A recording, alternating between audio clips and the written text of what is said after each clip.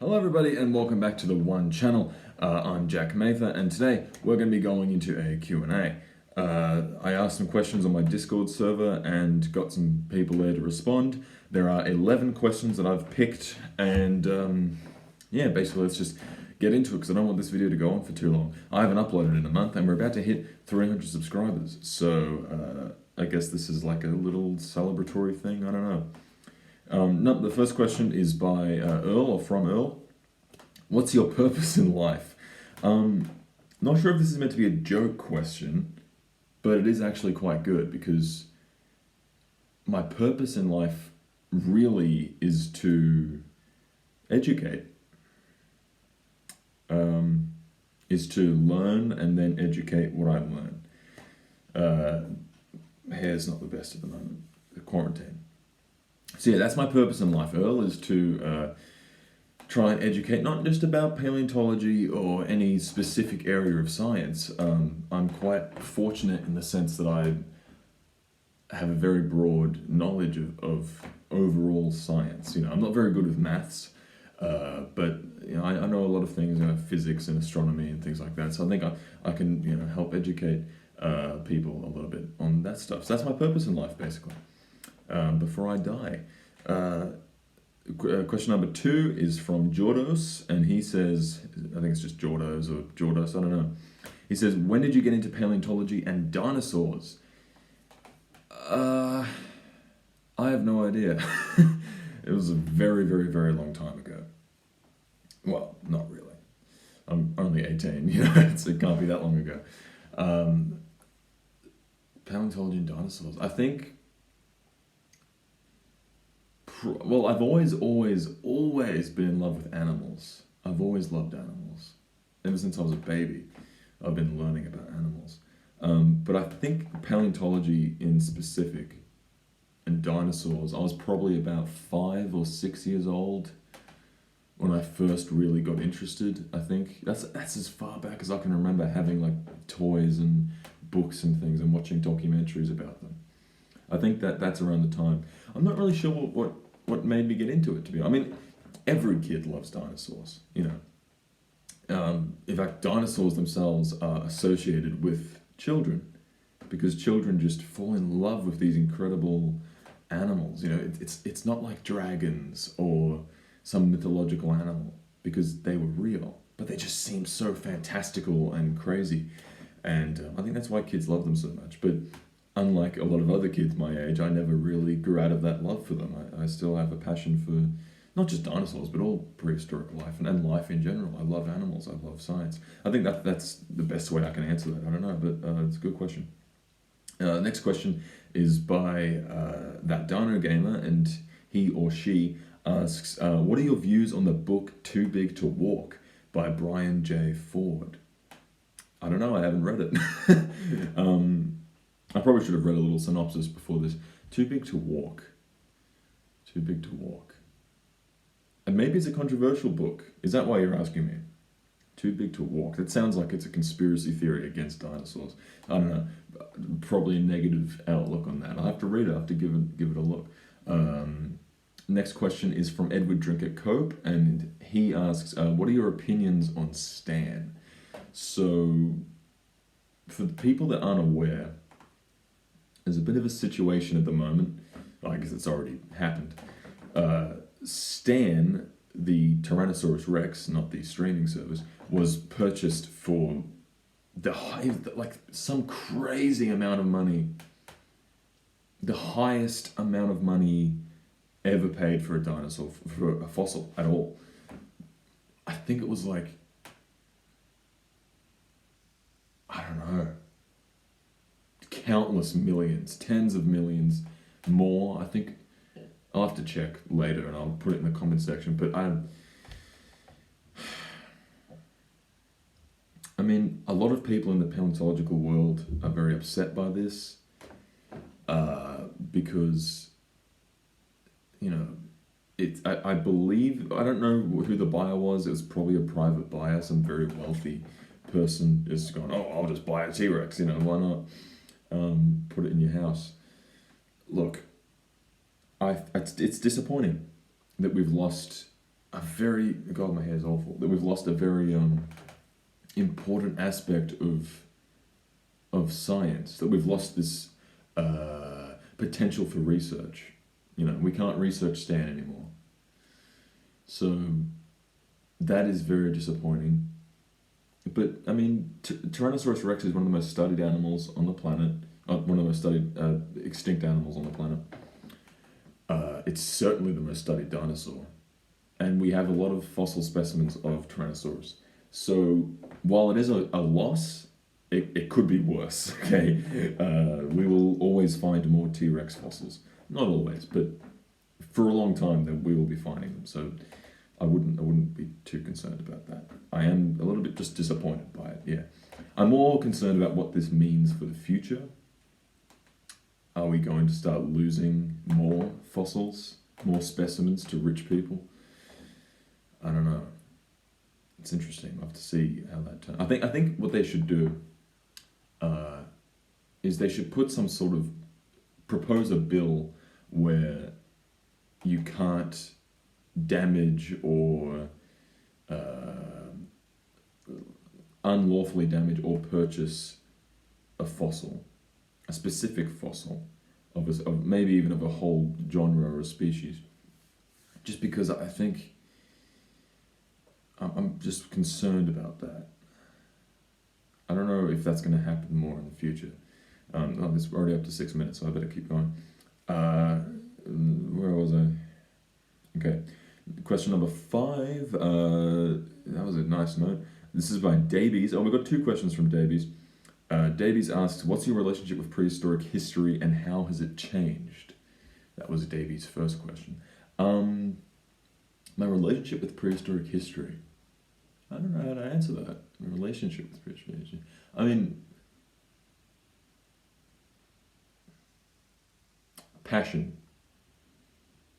I think passion is the first word that comes to mind when I think of my connection to prehistoric history. As for how it's changed, learning, development. When I was young, I was obsessed with it mostly because I thought it was awesome. I loved the sort of violence, the chaos of it. That this animal was like brutally powerful, you know, for example, a Spinosaurus or a Tyrannosaurus or something. I loved that sort of. I loved having something that was kind of mine, because I didn't know anyone else that was really interested in it. My parents certainly aren't, and so I, as a child, just sort of had this little world that I was exclusively knowledgeable about. Whereas now, and particularly through Discord and YouTube, I think my relationship with prehistoric history has allowed me to meet so many other people that have the same passion and the same love for it, and the same just desire and urge to learn, and even people that aren't that interested in it, they still want to learn about it. And that's, I think I found a new foothold of education with through paleontology, which is really, really, it's great. It's very, very important and interesting. Davies asked another question. What's my favorite movie? I've got 2 movie posters up there now. You can't see them. Jurassic Park on my left and Mad Max on my right. My favorite movie, though, I think. When people ask me questions like this, I can never think of an answer. My favorite movie. I actually used to have a list, like 1 to 10 of my favorite films, just so that I knew what to say. But that was ages ago, and it's probably changed. I think the best way to answer that is to think of a movie that I can just watch on repeat anytime. Because that's it. If you can do that, then that's probably your favorite movie, right?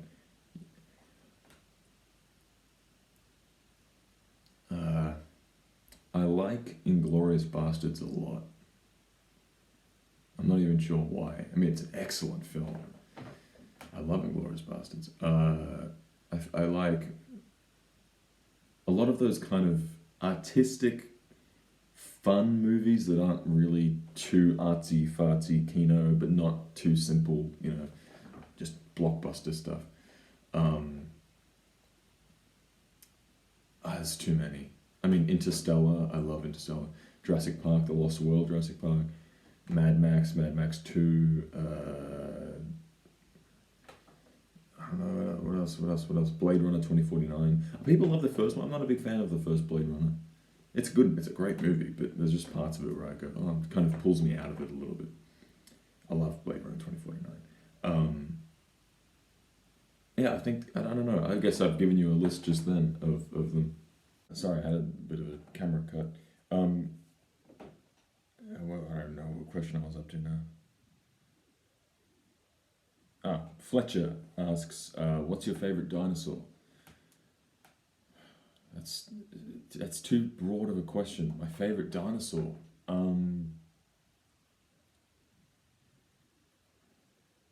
don't think I have one.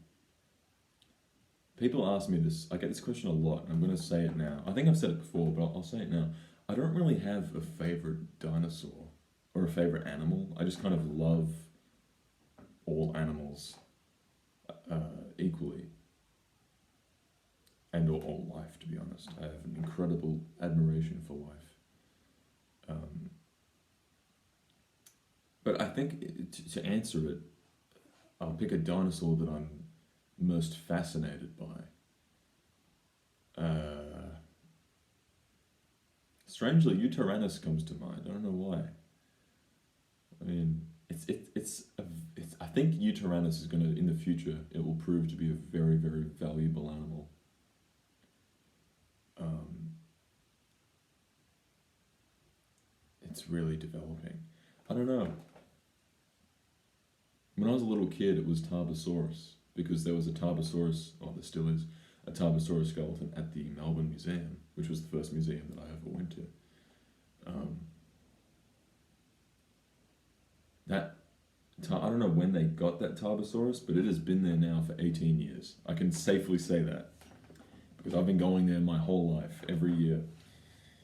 Sometimes, usually multiple times a year. So yeah, that I think Tarbosaurus might be just out of nostalgia. I don't know what's happening. It keeps cutting. I'll just try and keep recording. The next question is from School Librarian. What skulls do I possess? Well, I have Smilodon right there, Smilodon fatalis, and that skull is a Bone Clones replica. It's a replica of the second largest Smilodon fatalis skull ever found, and it has this huge crack splintering down the canine tooth of that skull. So it's seen some. It's been through the wars, you know. We've got a Tasmanian, Tasmanian devil skull, which is species name Sarcophagus harrisonii. I think so. Dinictis felina skull, and a jaguar skull, which is Panthera onca. I have a possum as well, a bush-tailed possum, which I have absolutely forgotten the species name for. As far as skulls go, I don't actually have that many. I've got one in here, a very big skull. I have a very big head. Those are my skulls.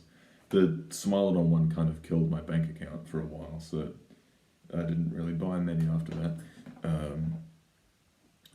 Where was I? Okay, next question is from Edward Drinker Cope again. He says, what's your favorite species of trilobite? Favorite species of trilobite? I'm looking at a couple trilobite fossils here, but they're not my favorite species. Okay, I figured out what's going on. My storage is running out. But my favorite my favorite genre of trilobite, because I can't remember the species names, is Asaphus. It's my dog, that freaked me out. So Asaphus, I think it was called Asaphus. I can't remember the species name. I think it was Kowaleski. I don't know, it has a very like Polish sounding species name. So, next question is. This is from Lara, and Lara asks, what is the best thing you remember about learning science as a kid? I don't know.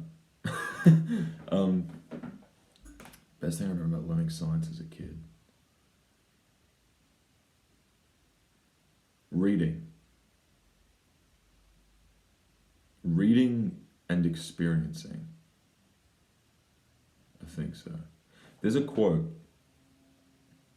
oddly enough, from Jurassic Park 3, and I don't like Jurassic Park 3 as a movie, I really don't. But there is a quote from that movie. Sam Neill's character says it. He says, there are two kinds of boys. Those that want to be astronauts and those that want to be astronomers. And I think as a kid, I wanted to be both because of science. I wanted to be the astronomer studying from a safe distance and learning in my own time. But then I also wanted to be the astronaut. I so desperately wanted to be the astronaut, going and experiencing and reaching out and touching and just being in the presence of the subject matter. And I think, especially with paleontology, knowing that that is almost, in a certain way, that's impossible because all those animals are extinct. So, I mean, all I can do is touch their fossils. You know, this goniatite, I can touch that. This is probably 300, 400 million years old. And I'm touching this thing. Yet, I will never know what that full animal looked like, what it felt like. You know? In fact, oh God, I'm gonna break it. The same thing goes for this one, which is a lot older. This is a much older fossil, this ammonite. People are gonna be telling me off for, you know, not using gloves. I've had people say that before. But yeah, that's it. That was what really drove my interest, the sort of pursuit of the impossible. I so desperately wanted to time travel as a kid. I wanted to just go back and just see it and just touch it and be there. So knowing that I couldn't do that, knowing that I can't do that, and will never be able to do that, is kind of what drives my interest in it, if that makes any sense. It's just total ornate curiosity. That's a good question. This is the next one, the last question, question 11, is from Xavier. Xavier says, what do you think about mainstream environmentalism / climate change?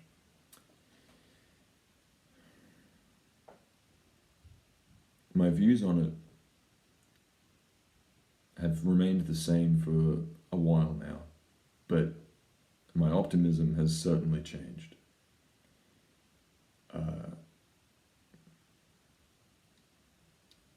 I think we're going to suffer, and I think I think nature will correct itself. It always does. There is no avoiding that. We will be punished. And so in a way, there is almost a kind of religious atmosphere surrounding Mother Nature, as if she is some deity, you know, just dealing out karma. Of course, it's not in any way deliberate or cognitive. It's just kind of a consequence, a reaction to an action. In this case, a reaction to inaction. If you're talking about more the media sense of it, like the public, I think both sides, environmentalists, as well as the rest of the general public, the media, the government, They're both. I ran out of storage again, sorry. I think both sides are going about it the wrong way. There's a very minute group of people, which I can now call myself a part of, that realize, or that have a fatalistic approach. I promise you, and I promise everyone that watches these videos, I am and will continue to do the best as I can to somehow try and lessen the effects of this when it happens. In fact, I hate when people say, oh, when it happens or it's going to happen. It's already happened. It's already started. I'm very, very stressed about it. I'm very concerned about it. I lose sleep over it. Because as a scientist, it feels weird that I can actually say that now, that I am a scientist. As a scientist, it is daunting. And I think the vast majority of scientists in the world, in fact, almost all of them, are currently filled with a very heavy, weighty sense of dread. We're dreading this because we know it's going to happen. Humanity, to put it simply, humanity is in a lot of trouble. It's far, far, far too late to do anything to stop it. We can try and lessen the effects, but it's not going to happen. No one's going to do that. Governments of the world will not do that. I mean, it's going to take tens of thousands of years for the carbon emissions, for the carbon in the atmosphere to return to normalcy if we stopped right now. This is not going to happen suddenly. We need innovation. We needed it 20 years ago, and it didn't happen. So I think 20 years ago we probably could have done something to lessen it. I don't want to sound like doom and gloom, but I'm sick of people just, going around saying, oh, we need to act on climate change, act on the environment and save it. There's no point. I'm just going to be honest, there's no point. Do it. You should do it. It'll still lessen the effects of it. There's no reason not to, but in the grand scheme of things, it's not going to change much.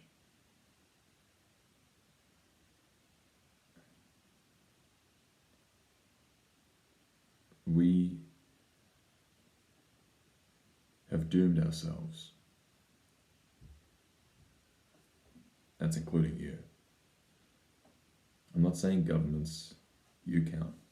You're one of those people that has ended, maybe not ended civilization, but a lot of civilizations. The world's not going to end. It's just going to, and life is not going to end. Day-to-day life as a human being is just going to be really depressing and really difficult. That's all that's going to happen. An unfathomable amount of animals are going to suffer and die. An unfathomable amount of people will suffer and die. That's environmentalism in 2020.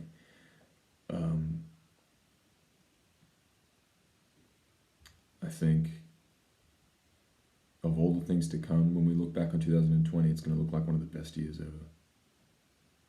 People are complaining about it now, but people don't think ahead. That's the problem. I have to hurry this up because the thing's going to turn off again. People don't think ahead. I don't want to end this on a sad note, but, I don't know much what else to do. I'm not going to lie and say that everything's okay and that the governments of the world are going to do something. They will never do anything about it. Well, they will when it starts really, pardon my French, that's my dog. When shit starts to hit the fan, they are going to start doing stuff. And then they'll realize, well, shit, we should have done this 40 years ago. 50 years ago.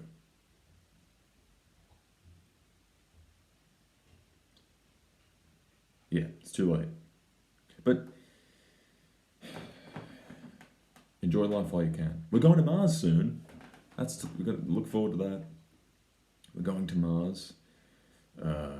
Hopefully we can build industrial stuff on the moon. That would help. And then we can move it all from Earth to the moon. But that's going to take forever. It's not going to happen fast enough. We needed totally electric cars like 20 years ago to try and stop us. But yeah, that was my Q&A. I don't want to end on such a depressing thing. It's very, very difficult to sort of pick up again after that. That was my Q&A. Almost at 300 subscribers. God, it took you long enough. Come on.